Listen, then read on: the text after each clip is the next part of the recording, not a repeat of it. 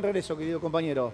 Está Dani, te mando un beso enorme. Gracias por la comunicación. Gracias por haberte quedado. Importante el dato. Buen domingo. Gracias por ver Crónica siempre. Dale. Dame la atención. 14:22, dale. Atención.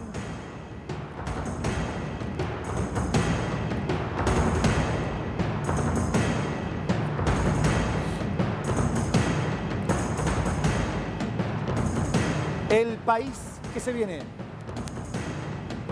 Repercusiones por el discurso del presidente. Aceptación y rechazo por el Pacto de Mayo.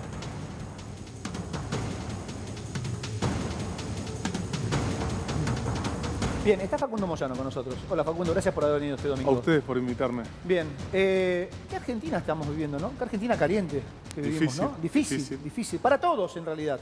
Crisis que se profundiza, crisis en lo social, con el objetivo del presidente de lograr el déficit cero, que creo que eso no podemos discutirlo. El tema es a qué costo. ¿A costa de qué? ¿A costa de qué? Y la cuestión de la inflación, ¿a costa de qué? Digamos, con una receta totalmente ortodoxa, que bueno, seguramente es la idea menos creativa que puede llegar a surgir. Y con la violencia y con lo que eso significa, digo, más allá de que esto no justifica los errores y la decadencia que venía sufriendo la Argentina en términos de indicadores sociales, macroeconomía, la situación social, digo, porque eso no hay que desconocerlo. Y en algún sentido también tenemos que tener un profundo sentido de autocrítica, de los que como mínimo nos sentimos parte de una idea o de una marca, si querés a esta altura ya es una marca, que es el peronismo. Por eso cuando me tocó hablar en el primer paro el 24 de enero de este año, dije lo primero que hay que hacer y el punto de partida es la autocrítica, porque los que creen que Milei nació de un repollo, me parece que están equivocados y no vamos a seguir, o mejor dicho, vamos a seguir eludiendo temas. Muchos los propone el presidente Milei, que son inevitables. Como la cuestión laboral. La cuestión ¿La reforma laboral decís? Bueno, vos habías presentado un proyecto en un momento. Yo no solamente presenté un proyecto. Perdón. Sí, perdón. Justamente una adecuación laboral a la que vos siempre te referís y la que venís trabajando hace un par de años, en la que hoy no sabemos en la situación en la que está. ¿Vos creés que hoy el gobierno estaría de acuerdo con esa adecuación laboral que vos venís proponiendo o no? Primero, lo que propone el presidente primero lo propone de una manera autoritaria. Vamos a obligar a... Bueno, en realidad todo es autoritario. Primero, bueno, por eso digo, creo que en principio como mínimo, digamos, el presidente, con todo respeto a la investidura, es contradictorio respecto a un postulado base que tuvo durante toda su, digamos, su propuesta política, que es el respeto irrestricto sobre el proyecto de vida del prójimo. Creo que al agredir... La base de la libertad, ¿no? Algunas instituciones... Los libertarios. A ver, una base digamos, de una teoría económica de hace 248 años, o por lo menos que se plasmó en un libro de hace 248 años, en 1776. Por eso, cuando muchos dicen, no vengan con peronismo, que es viejo, bueno, hay dos posturas y el presidente elige adversarios políticos, por un lado, que te discuten marxismo y liberalismo. Entonces, digamos, estamos discutiendo, estamos enfrascando a la sociedad. La gente mucho no entiende en una eso. discusión y no entiende. Pará, Facundo. Digo, no subestimemos. Y no le importa no subestimemos a la, primero no subestimemos a la gente. La gente entiende todo. Pero no le importa mucho. Le importa a la gente llegar a fin de mes en el bolsillo lleno. A la gente le importa todo. O por lo menos digo, no me siento el interlocutor de la gente, pero digo lo que pienso, lo que creo de la gente y hablando con trabajadores en diferentes situaciones, la gente entiende todo. Y lo peor que se puede hacer es subestimar a la gente. Y lo peor que se puede hacer por parte de muchos dirigentes que no compartimos con Milei y que no votamos a Milei es que creer que el pueblo se equivoca cuando vota lo que nosotros creemos que está mal. Por algo votó el pueblo. Por algo votó el pueblo. Exactamente. Había un sistema que estaba votado. Eso no indica que este sistema vaya a ser, o por lo menos lo que está demostrando ser, y la violencia discursiva y la descalificación a personas. Digamos, el presidente no es una persona que, por otra parte, la persona es, digamos, ni nos referimos, digamos, de dónde viene el término persona, pero, digamos, el presidente es una institución. Por lo tanto, cada palabra del presidente tiene que ser medida en términos de no, y menos en una situación de crisis profunda de la Argentina, de no incentivar la violencia desde lo discursivo. Retomo la pregunta de Verónica acerca de la reforma laboral. Es un tema muy delicado en la Argentina. De hecho, la propuesta de reforma laboral que propone el gobierno, justamente, fue rechazada absolutamente por la CGT. CGT, donde está tu hermano Pablo Moyano, por ejemplo, que integra también tu papá, Hugo, de plano fue rechazado. ¿Esto no te puede generar un conflicto a vos con los trabajadores? Digo, proponer una reforma laboral siempre en Argentina es el trabajador pierde los derechos. ¿Se entiende lo que estoy planteando? Pero eso según el enfoque que vos le des. Hace mucho tiempo vengo planteando la necesidad de discutir el sistema laboral. Hay una crisis sistémica en el mercado laboral, porque decir los problemas están ahora es mentirnos a nosotros mismos. Si nosotros negamos que aún con crecimiento económico la precarización laboral o la informalidad laboral nunca bajó del 35%, hoy estamos en casi un 60% de pobreza, y que hay actividades dinámicas que requieren la creatividad de adaptación o adecuación o actualización, como dijo la ex presidenta en 2 oportunidades y ex vicepresidenta Cristina Fernández de Kirchner, para esos trabajadores que hoy están desprotegidos. Entonces, hoy veía una foto recién, hace un rato, de los trabajadores de Pedido Ya. El otro día estuve con los trabajadores de Pedido Ya. La semana pasada, ¿no? El viernes estuviste. Rappi y demás. ¿Crearon un gremio ellos al final? ¿Crearon un gremio? Están organizándose, están viendo las necesidades que tienen. Son los que votaron a Milei, ¿te acuerdas? Entonces, que en un momento decían, vamos a votar a Milei. Muchos militaron también, pero porque no supimos dar la respuesta. Entonces, hay proyectos girando. Digo, yo no soy diputado, renuncié hace 2 años. Renuncié por decisión y por no sentirme contemplado en un proyecto. Hasta me llegué a preguntar, y me lo pregunto, si es que había realmente un proyecto, ¿no? Porque ese es el gran defecto, creo yo, que tenemos desde el peronismo, desde la idea del peronismo, perdón, de siempre la oferta, incluso cuando se gobierna, es la resistencia a algo. Cuando no es el empresario, es el 7D con Clarín. Cuando no es esto, son los sindicalistas. Siempre tener un enemigo. Porque en un momento, no nos olvidemos, o sea, el enemigo era Hugo Moyano. Moyano, robo organizado, se escribía. En un momento el enemigo era Massa. Massa era la embajada, Massa era el Departamento de Estado. Todos los que estábamos con Massa éramos traidores. Después Massa era el prócer. ¿No? Que lo dibujaban inclusive con cartel. Forma parte de la política cambiante de Argentina. Esto es la autocrítica, digamos. Y está bien que lo hagan. Y me incluyo. Ahora, Facundo, me parece muy interesante cuando vos marcás lo de la autocrítica para dentro del peronismo, ¿no? Sobre todo por lo que ha pasado en estos últimos 20 años, más que nada con el surgimiento del kirchnerismo. Ahora, también me parece muy interesante, vos siendo hombre del movimiento obrero organizado, que también se realice algo de autocrítica sobre justamente todo lo que tiene que ver con lo gremial, ¿no? Me refiero más que nada, ¿sabes qué? A la representatividad que tiene el gremialismo, y me refiero más que nada, ¿sabes en qué? En la integración de las listas. ¿Por qué el gremialismo, el sindicalismo en estos últimos años no ha podido tener tanta injerencia? Vos sí fuiste diputado nacional, siendo de un gremio, pero ¿por qué no tiene tanta representatividad cuando se conforman las listas? Porque se limita a algo que históricamente no fue así, ¿eh? Porque se limita a una posición de crítica. Y porque también objetivamente ha dejado de tener la representatividad que tenía en su momento. Cuando vos tenés un universo de una población económicamente activa de 24 millones y el sindicalismo solo representa 7 en términos objetivos, de los cuales la mitad están sindicalizados o movilizados a favor o en contra. Digo, y cuando vos tenés falta de democracia sindical, que ahí pega en un punto clave. Es clave. Que yo lo planteé hace 10 años. Y que no solamente lo planteé, lo realicé. Y al contrario de debilitar a la organización sindical, la fortalece. Porque ahí es donde los trabajadores dicen, pará, yo puedo participar acá. ¿Qué pasa? Cuando no hay democracia sindical, primero, y esto es un hecho real, constatado y visto por muchos, las seccionales o los sindicatos se ganan a los tiros. Sí, siempre. Siempre. Siempre. Siempre. O casi siempre. Sí, o los dirigentes terminan saliendo... Hay gremios que son o más los dirigentes que... terminan saliendo por los techos. Sí. O los trabajadores, al ver que no pueden competir adentro porque no están de acuerdo con la conducción, van y arman otro gremio. Sí. Entonces, para que entiendan los sindicalistas, pero fundamentalmente los trabajadores, la democracia sindical fortalece a las instituciones y al modelo de unicidad. ¿Pero se puede implementar una democracia sindical en la Argentina? Sí, porque viste que en la Argentina echa la ley y echa la trampa. Nosotros lo hicimos, yo lo hice, yo presenté un proyecto hace 10 años con rechazo. Rechazo, a ver, no. ¿Por qué rechazo? Nadie me discutió, a ver, este punto no es, esto no va. Lo tomé, muchas cosas tomé de un libro de Carlos Tomada, ¿no? Kirchnerista. Sí. Entonces digo, la propia vicepresidenta, ex vicepresidenta, habla de actualización laboral.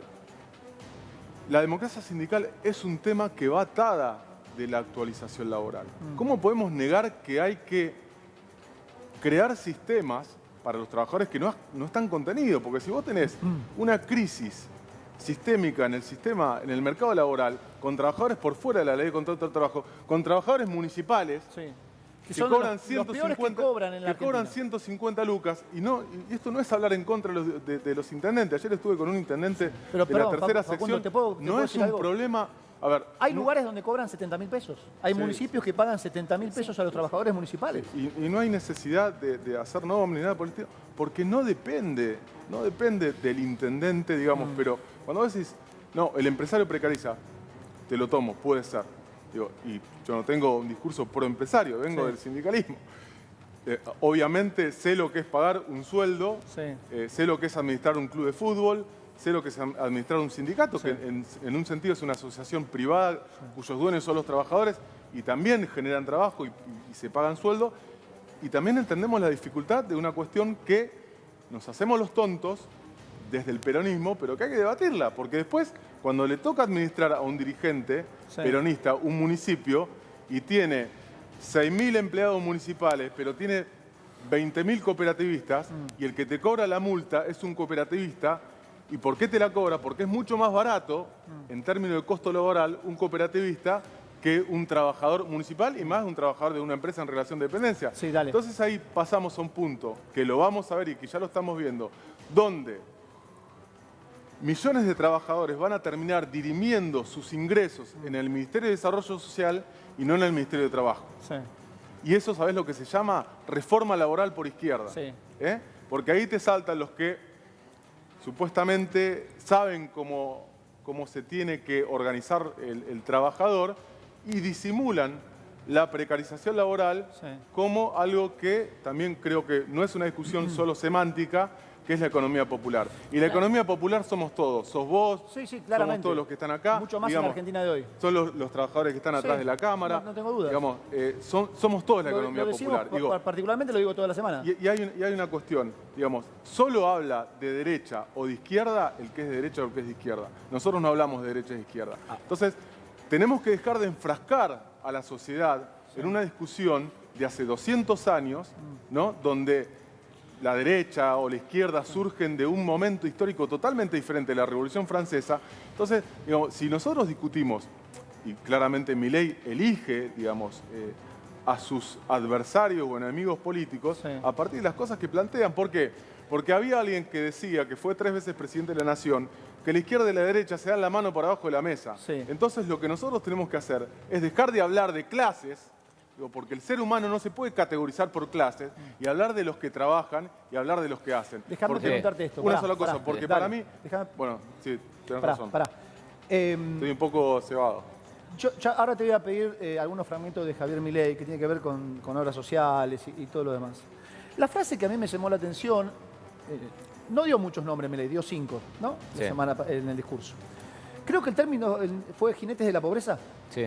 Gaucho. Sí, jinete de la pobreza. En donde nombró a 4 personas muy importantes. Está Sergio Massa, con el cual tuviste como referente político en algún momento y fuiste muy criticado. Lo dijiste vos recién. Encabecé la lista. Sí. Está tu hermano. Está también... Máximo Kirchner y Grabois. ¿Coincidís en esa definición? ¿Son los jinetes de la pobreza? No coincido en esa definición y tampoco coincido que en palabras del primer mandatario por el voto popular, se personalice. Porque tenemos que volver a una discusión donde la política privilegie la discusión de ideas, después cosas, y no hablar de las personas. Digo, cuando vos personalizás la política, y es algo que recurrentemente hace el presidente, no respetando el proyecto de vida de los prójimos, que es su postulado base, y más desde la investidura presidencial, tenemos que empezar a discutir las ideas. Por eso yo digo si la oferta del peronismo solamente es resistir y lucha, estamos muertos. Porque la discusión es política. ¿Y entonces cómo se resiste? ¿Cómo se enfrenta? Decirle, La CGT esta no es tu propuesta, esta no es tu propuesta, nuestra propuesta es esta. Sí. Perdón, no es el celular. Pero pará. No es el celular. Pero para poder tener esto que estás planteando, tenés que tener una persona que quiera escuchar y que quiera dialogar. Y por eso estoy hablando acá, porque quiero que me escuchen. Yo te puedo llevar una propuesta, pero si del otro lado no me escuchan, Facundo, es difícil de crear un diálogo. Igual, ¿puedo aportar algo que me parece muy interesante lo que está... Pero no está mal lo que dice Facundo. Lo que está marcando Facundo. A ver, sí, escucho. A mí me quedó muy claro, lo escuché hace poco en una entrevista radial a Milei, y él lo marcó también recién en el comienzo de la nota. Cuando no escuchan es Milei, perdóname Facundo, No, pero me refiero a lo que decía Facundo. A ver, el presidente eligió de adversario al populismo, al progresismo y al marxismo. Lo dijo en una nota radial. El otro día, en la apertura de sesiones ordinarias, vuelve a repetir los adversarios. Y muy bien lo marca Facundo. Porque son funcionales. Claro, ahora me refiero, ¿por qué? Y ahí tiene que ver también con la autocrítica, ¿no? De que vos marcabas del peronismo. ¿Por qué nadie recoge el guante y se planta verdaderamente desde una postura peronista con todo lo que representa el peronismo y con la representatividad que tiene ese movimiento tan grande? ¿Por qué dejan que todavía siga planteando esa disyuntiva entre ellos, los liberales, y del otro lado todo lo que tiene que ver con el progresismo, con el marxismo, con el socialismo? Me parece algo muy raro, ¿no? Que todavía haya sectores denominados peronistas que no hayan recogido el guante y que hayan enfrentado, aunque sea desde lo ideológico, ¿no?, esa postura que tiene Milei. Bueno, estás hablando con alguien que recogió el guante y por eso, hoy justamente salió una nota donde yo planteo 2 proyectos. ¿La Infobae? Realizables, sí. Adecuación, sistema laboral, a la necesidad del trabajador y no a la inversa. Esa es buena. ¿No? Adecuación. Digo, es algo que se está discutiendo en el mundo, lo está discutiendo Joe Biden. A la necesidad del trabajador. Claro, en beneficio de los trabajadores, justamente. Se está discutiendo en España, se discute en Inglaterra. Digamos, entonces digo, a ver, nosotros más allá de copiar algunas cuestiones, digamos, tenemos que ser prácticos. Digo, porque, como te dije recién, cuando yo te hablo de los intendentes, no te digo que los intendentes sean malos, porque no es una cuestión, digo, hay un trasfondo obviamente, digamos, que podés dar una discusión filosófica, teórica o ideológica. Pero cuando vos tenés un intendente peronista o no peronista, que en vez de contratarte laburantes municipales a los que le pagan 2 mangos, pero directamente yo tengo la escala y tengo diálogo con muchos sindicalistas municipales y están en una situación desesperante, contratan cooperativistas que realizan un trabajo que inclusive, te digo, hasta es 3 veces menor pago que un trabajador que está de Denor realizando el mismo trabajo. Entonces, digo, ¿cuál es ahí la discusión? Es el costo laboral. Mira, hablaba con alguien de... Alguien me dijo a mí, te lo digo así, Cholo García. Me lo dijo en un momento. Entonces, cuando nosotros... No hay nada peor para un trabajador municipal que un intendente peronista. Porque te termina traicionando en el tema de lo que está mencionando. No, porque imposta otra cosa. Y eso es lo que de alguna manera nos llevó al descreimiento de muchos trabajadores que terminaron votando otra opción. Digamos, que creo que es la causa del efecto Milei. Digamos, porque cuando nosotros analizamos, más allá de haber entendido una comunicación en la era digital, o sea, vivimos un proceso de degradación de instituciones, de las cuales también está el sindicato. A ver, yo me incluyo en todo, no estoy criticando porque también tenemos que salir de la lógica de buscar culpables. El culpable es el otro. O decir que hagan una autocrítica a los dirigentes. Yo me he juntado con muchos dirigentes, diputados, intendentes, gobernadores. No, pero este no hace la autocrítica, que este fue responsable. Todos somos responsables. Todos somos responsables. Porque si no, nos enfrascamos en una discusión de la política que no tiene nada que ver con la necesidad de la gente. Déjame mostrarte puntos del discurso de Milei a ver si me ayudas a analizarlo y a entenderlo desde tu mirada, desde tu posición. Dame uno de los cortes de Milei, dale. 50 puntos de rating tuvo Milei el viernes, ¿eh? Sí. Terrible. 50 puntos de rating, está bien, cadena nacional. Cadena nacional. Pero 50 puntos. A ver, dame uno de los cortes. ¿Tenés ahí? Liberamos la elección de las obras sociales para que los trabajadores ya no estén presos del sindicato y de su actividad y puedan elegir cuál prestador de servicios prefieren.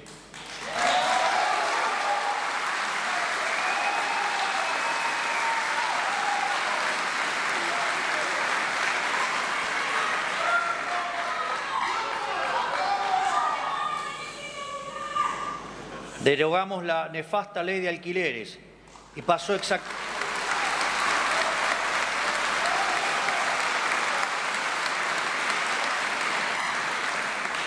exactamente lo que dijimos. La oferta de bienes en el mercado se duplicó de diciembre a febrero y, en consecuencia, el valor en términos reales de los alquileres bajó. Derogamos también la nefasta ley de abastecimiento, que era una herramienta que los políticos utilizaban para extorsionar a las empresas, y prohibimos la potestad de la política de prohibir exportaciones. Modernizamos la legislación laboral para facilitar la contratación del empleo registrado, algo que fue combatido por los sindicatos. Bien, la ironía final, ¿no? Algo que fue combatido por los sindicatos, y el gesto del presidente claramente lleva o conlleva un mensaje justamente al gremialismo argentino. Che, le quiero aclarar al presidente que no bajó en los precios del alquiler, ¿eh? No, se adecuó a otros montos. Sí. Sí, y a otro sistema de pago también. Sí. ¿Y en dólares? En dólares, por eso te digo, a otros montos y a otro sistema de pago. El bolsillo de los trabajadores. Ya sea de paso a dólares, exactamente. El bolsillo de los trabajadores no alcanza para pagar el alquiler que él piensa que vale en la Argentina y que llega a todos los trabajadores. Me parece que no, que le están pintando una escena diferente. El tema de las obras sociales es un tema que muchas veces se discutió en el sindicalismo argentino. Es un tema muy delicado. Es un tema que hay que discutir. Salud Solidaria, la que presta las obras sociales, que la prestan a 18 millones de personas, pero digamos, hay toda una discusión respecto a eso, que hay que darla. ¿El eje por dónde pasa? El tema es... Muchos dicen es un negociado. Pública, muchos dicen es un negociado, las obras sociales son un negociado. Hay un sistema solidario, digamos, donde se invierte, donde hay graves problemas por una cuestión de devolución de aportes que hacen los sindicatos y que el Estado muchas veces retiene, que fue una discusión que también se dio con los gobiernos anteriores. Pero hay también una cuestión que tal vez no es muy simpático para muchos sindicatos, pero es inevitable tratarlo, de sindicatos que, como el trabajador tiene la obligación de afiliarse en relación de dependencia a una obra social sindical, se afilia a determinada obra social sindical que te deriva a una prepaga. A una prepaga. Entonces, ¿qué está haciendo esa obra social? Que no tiene más que una actitud de desregulación. Está atentando contra el modelo sindical de obras sociales solidario. Entonces, digamos, es toda una discusión para dar, es todo un debate para dar. Y creo que ahí tenemos que darlos a los debates con los que tienen conocimiento práctico de la cuestión, ¿no? Porque no es solamente una cuestión teórica. A ver, no son muchos, entonces. Yo entiendo... No, hay muchos. ¿Sí? Hay personas que tienen un conocimiento profundo. José Luis Lingeri tiene un conocimiento profundo del sistema de obras sociales sindicales, de obras sociales, o sea, del sistema solidario. Después hay que discutir el sistema prepago. No quieren competir digamos, las prepagas, digamos, que tienen un fin, obviamente, lucrativo, digamos, por eso no es solidario, sino es salud privada, pero al que muchos trabajadores en relación de dependencia acceden a través de obras sociales sindicales. Sí. Entonces, digamos, hay que dar un debate en ese tema, no digo que no. Hay que dar un debate respecto a un montón de temas reales que plantea el presidente Javier Milei. Ahora, estar en contra o reclamar no va a generar ningún tipo de cambio. Va a generar, sostener y mostrar una posición política de reclamo, de estar en contra y demás. Yo lo que creo que el salto cualitativo de los dirigentes que nos consideramos que estamos dentro del peronismo, de la idea, digo, más allá de que no lo discutamos institucionalmente, es tener propuestas. ¿Estás de acuerdo con un segundo paro general o no? Nosotros, esta semana vos yo te hablo de la organización. Lunes paro de docentes, ¿no? Lo que sí, diga, lunes paro docente, lo que martes paro de diga la UTA. o haga la CGT, más allá de la discusión que tengamos. Yo no particularmente, porque no soy el secretario general del sindicato al cual pertenezco, pero orgánicamente va a estar haciendo lo que determine la CGT. Ahora, me parece que en ningún gobierno las medidas de fuerza cambiaron el rumbo económico. Ahora, llevar a un enfrentamiento, digamos, meramente retórico, cuando hay cuestiones centrales para discutir. Cuando vos hablás con un micropyme, un empresario o un emprendedor, gastronómico o lo que sea, del conurbano bonaerense, le preguntás, che, ¿cómo tenés a los trabajadores? ¿Cuál es la respuesta? Siendo sincero. ¿Cuál es la respuesta? O en negro, o mitad registrado y mitad no registrado. Y eso pasa así. Ahora, cuando le preguntás a un intendente, che, pará, cambiaste la recolección de residuos de una empresa a otro sistema, más allá de que hagas los aportes y demás. ¿Por qué lo hiciste? Porque era menor costo laboral. Claro. ¿Cuándo creció la mayor cantidad de trabajadores registrados en transporte de carga? Cuando hubo una negociación donde hubo un fondo, no creando un impuesto, que ya estaba establecido, que le retribuía al empleador que tenía 100% de los trabajadores registrados para que tenga menor costo de la carga impositiva. Entonces, digamos, ¿no hay que discutir esto? No, yo creo que hay que ponerlo en tela de juicio y discutirlo. Pero no hay que tener un proyecto para cuidar a los trabajadores. Me parece perfecto. Entonces, digo, o nos quedamos con la crítica, hacemos política desde la industria de la lucha, de 100% lucha, volvamos al programa, digamos que... O, digamos, planteamos una posición de firmeza, de crítica, de reclamo, de medidas, pero con propuestas, porque el debate es de propuestas. Y si no entendimos eso, digamos, no entendimos realmente cómo tenemos que hacer política. Dame un minuto, que todos quieren preguntar. Dale, Eileen, dale. Sí. Facundo, bueno, lo dijiste al comienzo de la entrevista, ¿no? Esta autocrítica que tiene que hacer, bueno, todos los políticos para que Javier Milei sea el presidente de hoy, ¿no? Que no surgió de la nada, lo mencionaste vos más temprano. Digo, ¿cuál es la autocrítica que hace el peronismo? Porque lo que le reclamaba a la gente es que no llegaron a ningún lado y necesitaban esta terapia de shock, entre comillas, para estar donde estamos hoy, que a nadie le alcanza para nada, no llegamos a fin de mes, no hay plata en el bolsillo. Digo, ¿cuál es la autocrítica del peronismo? ¿Crees que va a haber una solución, que esto le va a venir bien para que el próximo gobierno sea peronista o no? Mira, yo no te diría... o no hay nada que garantice que el próximo gobierno sea peronista. Incluso hay que discutir en términos de identidad qué es el peronismo, ¿no? Porque cuando uno dice qué es para mí el peronismo, es movilidad social ascendente, es progreso, es esto. Y hoy estamos vistos como un partido de izquierda. Sí, bueno. Es una lectura. De los más pobres, es una lectura, ¿no? Cuando vos tenés candidatos que inclusive criticaron en una interna a otros candidatos, un candidato del Frente de Todos o de Unión por la Patria que defenestraba al candidato, digamos, que obtuvo más votos, que fue Sergio Massa, que en la definición de su estructura partidaria política dice marxismo humanista, cosa que es totalmente contradictoria, porque el marxismo es materialista y es mecanicista, y dice socialismo del siglo XXI, que también es contradictorio, porque el socialismo del siglo XIX, digamos, y fracasó en el mundo. Entonces digo, ahí estamos complicados, ahí nos debemos una discusión para adentro. Primero, como decías vos, autocrítica. No resolvimos nada. ¿Y sabés qué denota eso? O sea, ¿qué muestra que no resolvimos nada del peronismo? La elección. Y la realidad. Te hago la realidad. ¿Querés hacer la última? Haz la última. Le quería preguntar justamente esto es lo que está marcando Facundo. Lo importante, ¿no? A ver, en este análisis coyuntural del peronismo, te estoy hablando del año 83, del regreso de la democracia a esta parte, en el año 83, con la derrota de Luder en ese momento con Alfonsín, se generó una renovación peronista, ¿sí? Surgieron nuevos dirigentes.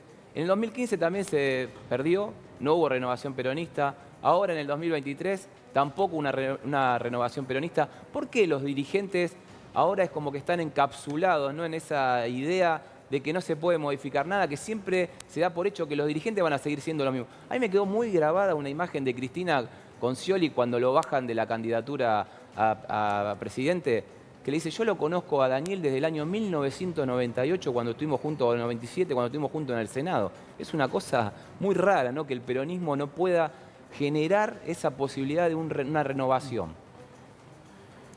Mirá, la verdad que tal vez muchas veces se ve la renovación con la renovación de las personas o por la cuestión etaria.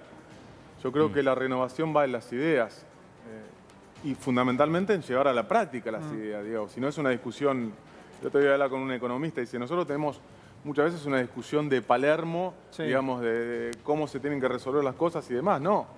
La conducción política es un arte de realización, digamos. Si vos no realizás, o sea, es muy difícil sostener una idea y que te crean, digamos. ¿Por qué los jóvenes, o muchos jóvenes, descreen del peronismo? Y porque vos mostraste que, más allá de las excusas, la pandemia, la guerra, que algunas cosas te las puedo habilitar. La guerra es injustificable que haya impactado en 211% de inflación, porque no se condice con la realidad de la región. Claro. Digo, y haberle ganado a Venezuela en inflación no solamente es un dato macroeconómico o político, es un dato, digamos, de la realidad que nos une en una profunda... Es durísimo. En una profunda crisis de identidad. Totalmente. Porque todo lo que te decían que eras, y vos le decías, no, no somos eso, digamos, terminó siendo. Y en 2010 terminó siendo así. Claramente. Entonces, lo que primero tenemos que hacer es discutir nuestra identidad. A ver, yo no quiero discutir a las personas, digamos, no quiero que alguien haga la autocrítica. Nosotros tenemos que hacer la autocrítica. Porque cuando votábamos una cosa y decimos que era para favorecer a los jubilados, y le decíamos reparación histórica, mundial, universal para todos los jubilados, y no era así. Entonces, digamos, esas cosas para mí, hay una cuestión básica que no solamente tiene que ser del peronismo, tiene que ser de todos, que es la sinceridad y ser genuinos. No podemos mentirnos a nosotros mismos y no podemos, porque de esa manera le vamos a estar mintiendo a la gente. ¿El gobierno anterior no fue peronista? No, yo no soy quien para decir si fue peronista o no. Perón ganaba con 2/3 de los votos. Claro. Digamos, cuando vos tenés un candidato que saca el 21%, bueno, evidentemente algún problema hay. Te agradezco por haber venido. Dos cosas, dos personas con las cuales yo siento que son autocríticos. Uno es Facundo Moyano, la otra es Leandro Santoro. Quizás por el rango etario están muy parejo y de un pensamiento quizás distante, pero en la autocrítica son dos dirigentes jóvenes que saben diferenciar los errores del pasado propios y lo que hay que cambiar para el futuro. Facundo, gracias por haber venido. Sí. Una sola cosa, y yo comparto muchas cosas. Primero, no soy radical kirchnerista. Sí, él sí. No entiendo esa definición, primero. Y no es una crítica, es discutir ideas. Y segundo, yo renuncié al cargo para criticar y para no deberle nada a nadie. Me parece que desde ese lugar, y esto no es ponerme ejemplo, creo que los que planteamos un debate dentro del peronismo, por eso aclaro lo de... Sí, está bien. Totalmente. Lo de radicales. Sí. Entonces, que si él bien lo dice, él el no radicalismo niega, tiene una historia y demás, digamos, yo quiero discutir cuál es el ámbito formal para discutir estas ideas. El Partido Justicialista. Ahora, cuando el Partido Justicialista no te da la posibilidad de estar debatiendo este tipo de ideas, o las que sean, o la cuestión de la salud, o la cuestión de la cultura, es muy difícil, digamos, llevar adelante una crítica. La última, por sí o por no, diría Sergio Massa, ¿te acordás, Gaucho? Por sí o por no. Sí. ¿El presidente del PJ tendría que renunciar? ¿Tendría que cambiar? A nivel nacional. Yo lo que sostengo ¿Por es sí o por no? Néstor Kirchner, cuando perdió una elección, renunció. Bien. ¿Y la provincia de Buenos Aires? Néstor Kirchner, cuando perdió una elección, renunció. Facundo Moyano, gracias por haber venido. Facundo, gracias, es un placer. 14:55. Che, mirá lo que tengo acá, para vos, un consejito en este domingo. Lo diste todo.